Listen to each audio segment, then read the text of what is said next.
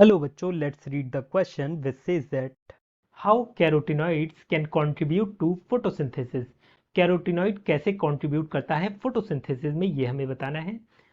Here the key concept for this question is accessory pigment.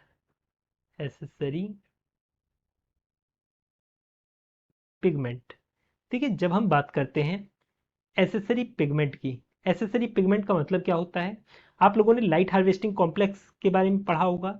Light harvesting complex के बारे में. ये basically photosynthesis में जब सनलाइट पड़ती है लीव्स के ऊपर, तो उसमें ये जो लाइट हार्वेस्टिंग कॉम्प्लेक्स होता है, इसके ऊपर लाइट पड़ती है. बेसिकली होता क्या है, एक क्लोरोफिल ए का मॉलिक्यूल होता है और इसे सराउंड करके रखते हैं एसेसरी पिगमेंट्स. इस तरीके से एसेसरी पिगमेंट्स होते हैं जो इसे सराउंड करके रखते हैं. इनमें से एक एसेसरी पिगमेंट कैरोटेनॉइड भी होता है. क्या होता है? मान लो ये क्या है, कैरोटेनॉइड है. कैरोटेनॉइड. इसके अलावा बाकी अदर एसेसरी पिगमेंट होते हैं जैसे कि क्लोरोफिल, जेंथोफिल, ये होते हैं. अब ये जो कैरोटेनॉइड होता है ये क्या काम करता है? जब सनलाइट पड़ती है, जैसे मान लो ये है सन हमारा, ये क्या है, सन.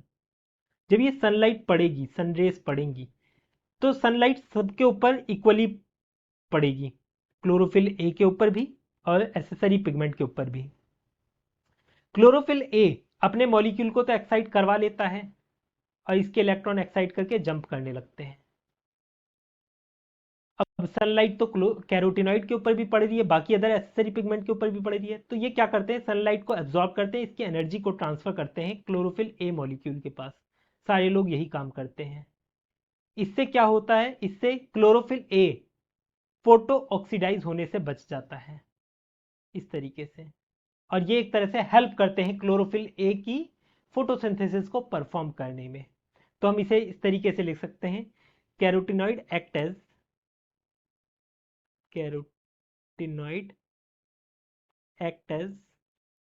Light harvesting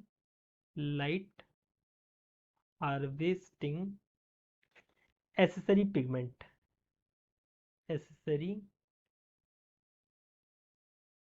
pigment in photosynthesis. ये एब्जॉर्ब करते हैं, ये चीज याद रखना, एब्जॉर्ब इन ब्लू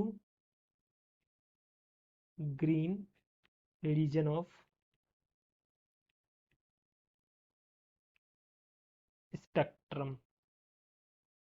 स्पेक्ट्रम के ये ब्लू ग्रीन रीजन में एब्जॉर्ब करते हैं लाइट को. I hope you understood it well. Best of luck.